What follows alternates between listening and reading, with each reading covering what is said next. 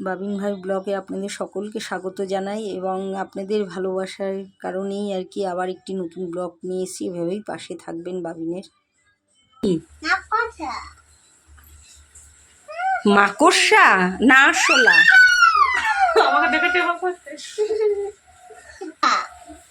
হ্যাঁ, ছাতা মাথায়? কার ছাতা মাথায়? কে ছাতা মাথায় দিয়েছে?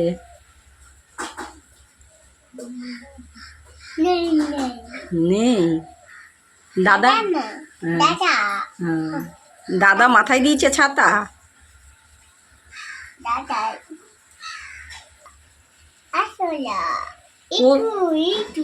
ইঁদুর, আরশোলা, পাখি। আর কি দেখেছো?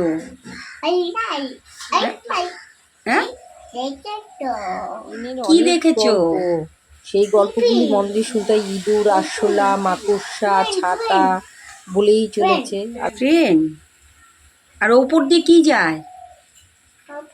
হ্যাঁ, কি যায় ওপর দিয়ে? ওর এখন হচ্ছে শুধু ঘোরা, বেড়ানো, এই আর কিচ্ছু জানে না। ঘুরবে, বেড়াবে আর খাবে। এই যে আসছে, এখন পাঁপড় ভাজা হবে, তারপরে খাবে। ওনার একটু পাঁপড় হলেই হয়। এখন যেহেতু আমাদের ছোট্ট পরিবারে 3 জন ছিলাম, তারপরে হলো 4 জন, তবে এখন মানে 4 জনের জায়গায় তারপরে হয়েছে 5 জন। 5 জনের মধ্যে আবার একজন চলে গেছে, ছেলে আমাদের চলে গেছে।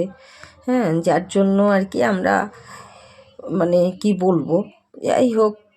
তো এখন এই বাবিনকে নিয়েই আমাদের মানে আনন্দ এবং উৎসাহ, এইভাবেই চলছি আমরা। আর ওকেও মানিয়ে রাখতে পারছি না, ওর বাবা প্রচণ্ড ভেঙে পড়েছে এবং উনি আছেন দেখেই আমি ভালো আছি। উনি এখনও পর্যন্ত সংসারে হাল ধরে রেখেছে। হ্যাঁ, তা আপনারা ভালো থাকবেন, সুস্থ থাকবেন, বাবিনকে এইভাবেই আপনারা ভালোবাসবেন এবং সামনের একটি ব্লগে আবার দেখা হচ্ছে। রাখি তাহলে।